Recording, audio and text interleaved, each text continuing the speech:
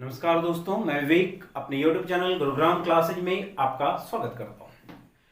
आज मैं भारत के चौथे भौतिक प्रदेश की चर्चा आपके सामने प्रस्तुत कर रहा हूं। इसके पहले मैंने भारत के 3 भौतिक प्रदेशों की चर्चा आपके सामने प्रस्तुत कर दी है। वे 3 भौतिक प्रदेश कौन कौन से हैं? तो सबसे पहला है उत्तर का पर्वतीय प्रदेश, दूसरा है दक्षिण का प्रायद्वीपीय पठार और तीसरा है मध्यवर्ती मैदानी प्रदेश।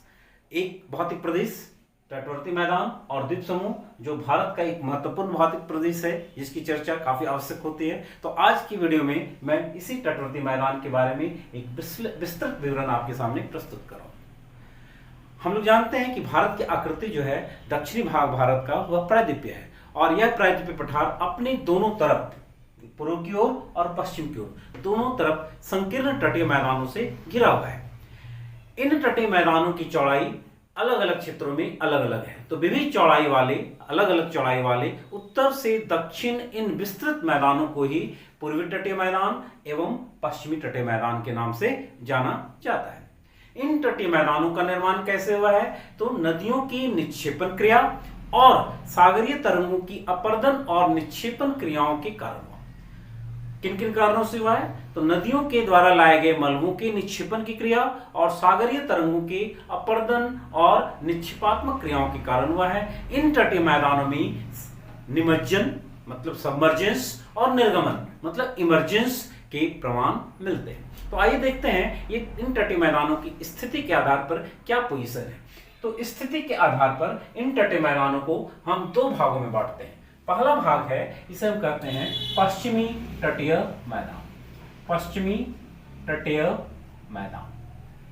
और दूसरा जो अध्ययन का है तटीय मैदान की स्थिति, उसे हम कहते हैं पूर्वी तटीय मैदान, पूर्वी तटीय मैदान।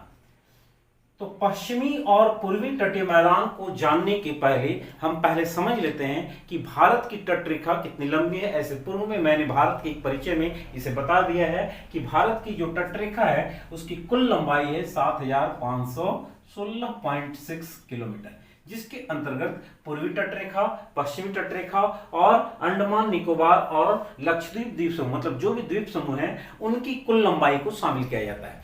लेकिन अगर आपसे पूछ दिया जाए कि भारत की मुख्य भूमि जो हम देख रहे हैं यहाँ पर, तो भारत की मुख्य भूमि की तटरेखा की लंबाई कितनी है? तो वह है 6100 किलोमीटर, मतलब 6100 किलोमीटर की तटरेखा भारत की मुख्य भूमि की तटरेखा है।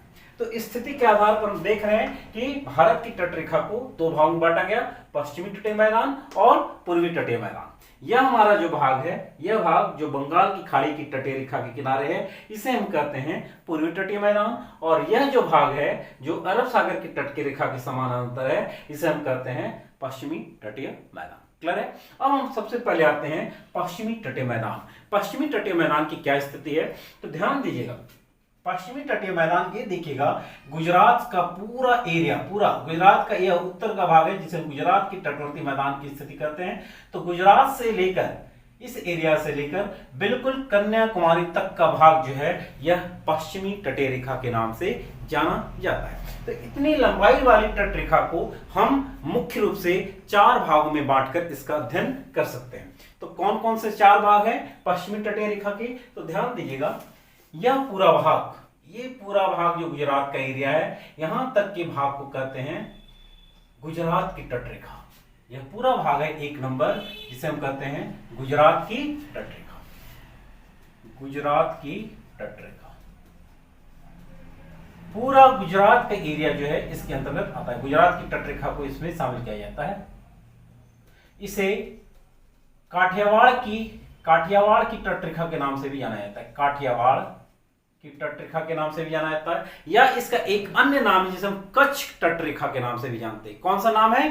कच्छ की तटीय रेखा के नाम से भी जानते हैं, कच्छ की तटीय रेखा।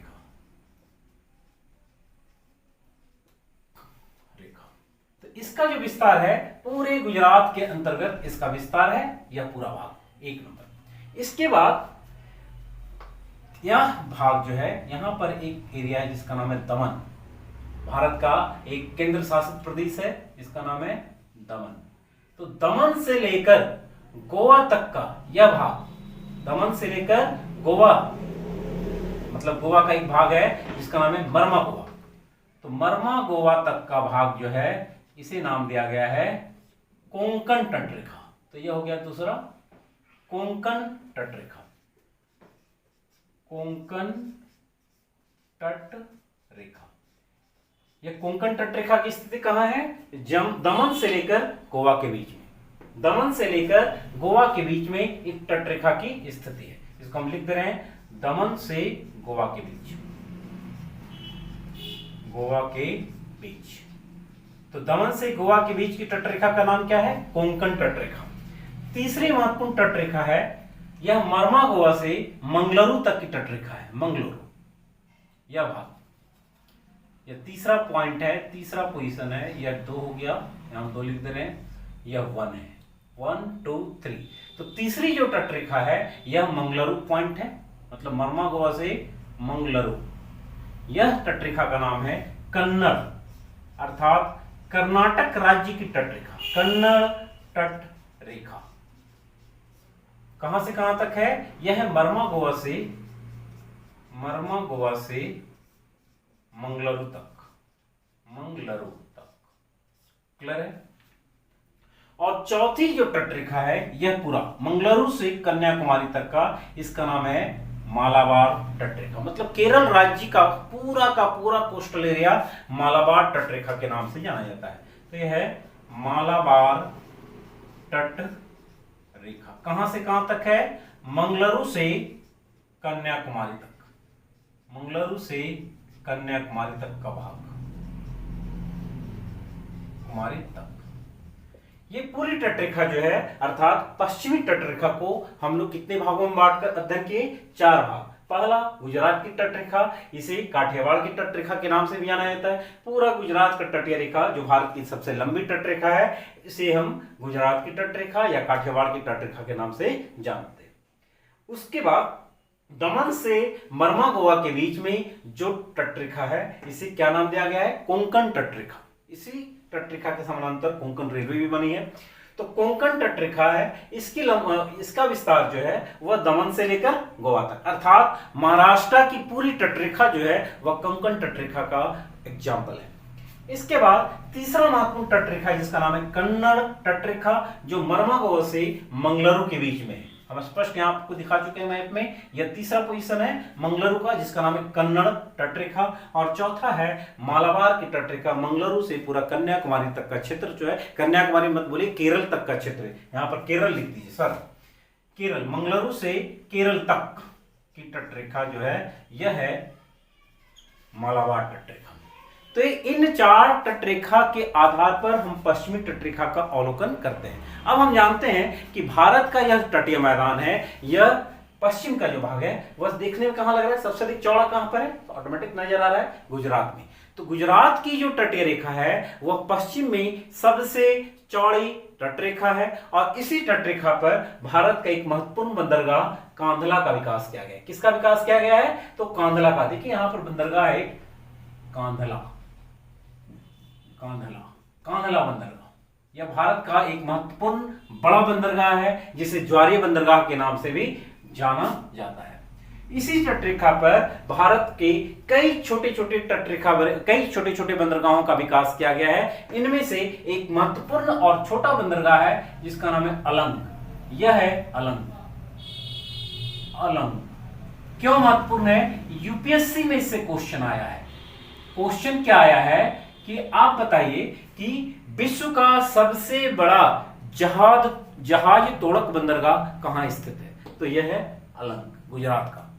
यहां पर सबसे जहाज जब खत्म बर्बाद हो जाते हैं, वो काम के लायक नहीं होते हैं, तो उनको इसी तटरेखा पर लाकर तोड़ा जाता है। यह विश्व का सबसे बड़ा जहाज तोड़क बंदरगाह है। तो क्वेश्चन क्या पूछा होता है? इनमें से कौन सा बंदरगाह जहाज तोड़क बंदरगाह के रूप में जाना जाता है? तो वह कौन है? अलंग।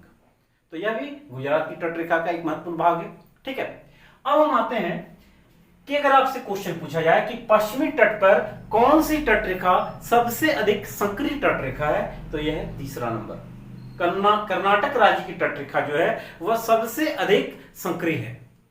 तो ऊपर में यह चौड़ा है, फिर बीच में से यहां पर सबसे कम हो गया, और फिर केरल के मालाबार तट पर इसकी चौड़ाई जो है वह बढ़ जाती है। क्लियर है? इससे क्वेश्चंस बहुत सारे आते हैं। यहां पर एक महत्वपूर्ण क्वेश्चन क्या है कि पश्चिमी तटरेखा और पूर्वी तटरेखा में एक महत्वपूर्ण अंतर क्या है कि इस तटरेखा पर नदियां डेल्टा का निर्माण नहीं करती है बल्कि निर्माण करती है एस्चुरी का। क्या नाम करते हैं? एस्चुरी का निर्माण करती है, जबकि पूर्वी तट पर नदियां जो है वह डेल्टा का निर्माण करती है। इसके पीछे कारण क्या है कि इस तट पर जो भी नदियां बहती है वह पश्चिमी घाट के सहारे पश्चिमी घाट के पूर्वी ढाल से निकलती है। तो देखिएगा, पश्चिमी घाट के पूर्वी ढाल से यह पर्वत है, तो पश्चिमी घाट के पूर्वी ढाल से निकल रही है, तो नदियों की दूरी काफी कम होती है जहां वह समुद्र से मिल रही है, और तीव्र गति से वह नीचे उतर रही है। तो तीव्र गति से जब नदियां नीचे उतरती है तो अपने साथ काट छांट कर लाए गए मलबे को वह अपने मुहाने पर जमा नहीं करती है, बल्कि समुद्र में महाद्वीपीय मग्न तट पर जाकर डिपोजिट कर देती है। इस अर्थात हम कह सकते हैं कि महासागरों के अंदर मग्न तट पर मलबों का निक्षेपण होता है, तो ऐसी आकृति को कहा जाता है एस्चुरी। जबकि पूर्वी तट पर नदियां जो है वह निकल आ रही है और जगह जगह इसको काट छांट करके, पूर्वी घाट को काट छांट करके इस एरिया में वह डेल्टा का निर्माण करती है। हम जानते हैं कि विश्व का सबसे बड़ा डेल्टा जो है वह सुंदरबन का डेल्टा है, क्लियर है, जो गंगा ब्रह्मपुत्र नदियों के द्वारा मिलाकर बनाया गया है। तो यह पूर्वी तट जो है वह डेल्टा के लिए प्रसिद्ध है, और इस तट पर नदियां डेल्टा का निर्माण न कर एस्चुरी का निर्माण करती है। तो एक महत्वपूर्ण पॉइंट है कि पश्चिमी घाट या पश्चिमी तट पर नदियों के द्वारा पश्चिमी तटीय मैदान में डेल्टा का निर्माण न कर एस्चुरी का निर्माण किया जाता है। क्योंकि यह तट जो है पश्चिमी तट वह भ्रंश कगार के कारण अफ्रीका के टूटकर हट जाने के कारण बना है, इसलिए यहाँ पर क्या हो रहा है कि यहाँ पर निमज्जन के भी प्रमाण मिलते हैं, और यह तट जो है काफी कटा फटा है, जिसके कारण इस तट पर पूरे पश्चिमी तट पर बड़े बड़े बंदरगाहों का विकास हुआ है। बड़े बड़े बंदरगाहों में कौन सा है? तो अब एक बताएं हम, गुजरात का कांदला है, फिर मुंबई का बंदरगाह है, मुंबई में ही एक और बंदरगाह नहावा सेवा का बंदरगाह है, ठीक है, मुंबई बंदरगाह, नहावा सेवा बंदरगाह, फिर मरमागोवा बंदरगाह है, मंगलुरु बंदरगाह है, उसके बाद केरल का कोच्चि बंदरगाह है। तो भारत के महत्वपूर्ण बड़े बंदरगाहों का विकास इसी तट पर हुआ है, जिसका महत्वपूर्ण कारण क्या है कि यह तट रेखा जो है काफी कटी फटी है, क्लियर है। इसमें एक महत्वपूर्ण पॉइंट और बनते के अलावे पूर्वी पश्चिमी तटरेखा जो है वह दो आकृतियों के लिए भी प्रसिद्ध है। एक का नाम है कयाल। पश्चिमी तटरेखा जो है वह दो प्रमुख आकृतियों के लिए प्रसिद्ध है, एक का नाम है कयाल और दूसरे को कहा जाता है टेरिस। कयाल क्या होता है? कयाल एक यहाँ की स्थानीय लैगून होती है, मतलब वह लैगून है जिसे स्थानीय भाषा में कयाल कहा जाता है। कहाँ पर? मालाबार तटरेखा पर। इनमें से तटरेखा के सारे दो महत्वपूर्ण जो कयाल विकसित हुए हैं उसमें एक का नाम है बेम्बानाद और दूसरे का नाम है अष्टामुद्दी। तो ये दो महत्वपूर्ण कयाल हैं। इन्हीं में से बेम्बानाद कयाल जो है वो उस कयाल में कोचीन का या केरल का एक सबसे बड़ा बंदरगाह विकसित किया गया है जिसका नाम है कोच्चि बंदरगाह। उल्लेखनीय है कि इसी कयाल में वहां का एक महत्वपूर्ण कयाल है पुन्नामदा, जहां पर वहां की एक नौका दौड़ आयोजित की जाती है प्रतिवर्ष, जिसका नाम है नेहरू ट्रॉफी। तो नेहरू ट्रॉफी जो नौका दौड़ है, अगर क्वेश्चन आपसे पूछा जाएगा कि केरल में जो नौका दौड़ आयोजित की जाती है वह किस कयाल में आयोजित की जाती है, तो आप बताएंगे पुन्नामदा कयाल में नेहरू ट्रॉफी नौका दौड़ आयोजन किया जाता है केरल में। तो बड़ा ही महत्वपूर्ण है, क्लियर है। और दूसरा पॉइंट है टेरिस। तो मालाबार तटरेखा के सहारे वहां पर जो स्थानीय बालू का स्तूप विकसित होते हैं उसे ही कहा जाता है टेरिस। तो यह महत्वपूर्ण है। यह पश्चिमी तटीय रेखा जो है वह मुख्य रूप से नारियल, चावल, मसाले, केला, पान पत्ता और सुपारी की कृषि के लिए महत्वपूर्ण है। तो एक विस्तृत अध्ययन मैंने आपको बताया पश्चिमी तटीय रेखा की। अब आते हैं हम लोग पूर्वी तटीय रेखा पर। तो पूर्वी तटीय रेखा का विकास कहां से कहां तक हुआ है? तो पूर्वी तटीय रेखा का विकास पूर्वी घाट के समानांतर बंगाल की खाड़ी के तट पर स्वर्ण रेखा नदी के मुहाने से लेकर कन्याकुमारी तक हुआ है। इस क्षेत्र में तीन प्रमुख तटरेखा का विकास हुआ है। ये तीन प्रमुख तटरेखा में कौन कौन सी तटरेखा हैं? तो आप ध्यान दीजिएगा कि स्वर्ण रेखा नदी का जो मुहाना होता है, यहां से पूर्वी तटरेखा की शुरुआत होती है। स्वर्ण रेखा, तो स्वर्ण रेखा के मुहाने से महानदी के मुहाने तक जो तटरेखा है इसका नाम दिया गया है उत्कल तटरेखा, उत्कल तटरेखा। क्लियर है?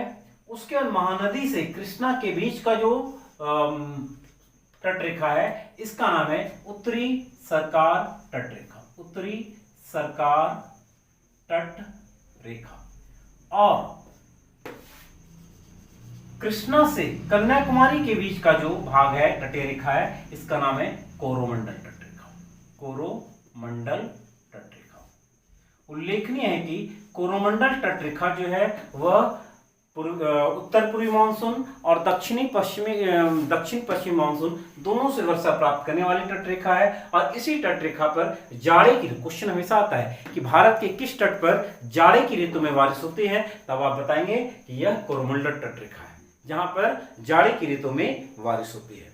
क्लियर है? यह पश्चिमी तटरेखा, इस पश्चिमी तटरेखा पर डेल्टा का निर्माण होता है, न कि एस्चुरी का। इसके पीछे कारण क्या है कि यहाँ से बहने वाली नदियां जो है प्रायद्वीपीय भारत से, वह क्या करती है, अपने साथ जो मलबों को लाती है वह समुद्र में मिलने से पहले अपने डेल्टा मुहाने के क्षेत्र में डिपोजिट कर देती है, जिसके कारण सामान्यतः एक त्रिभुजाकार आकृति का विकास होता है और ऐसी त्रिभुजाकार आकृति को ही डेल्टा कहा जाता है। यह डेल्टा अगर हम देखें पूर्वी तट पर क्रमिक रूप से 4 डेल्टा का निर्माण हुआ है, जिनमें सबसे ऊपर में महानदी का डेल्टा, फिर गोदावरी का डेल्टा, फिर कृष्णा का डेल्टा और कावेरी डेल्टा काफी महत्वपूर्ण है। इसी डेल्टा क्षेत्र पर महत्वपूर्ण लैगून झीलों का विकास हुआ है, जिनमें चिल्का झील, पुलिकट झील काफी महत्वपूर्ण है। एक अन्य झील है जिसका नाम है कोलेरो झील, लेकिन वह लैगून न होकर एक ज्वारीय झील के रूप में जानी जाती है। जानते हैं कि चिल्का झील उड़ीसा में है और भारत की सबसे बड़ी झील है चिल्का,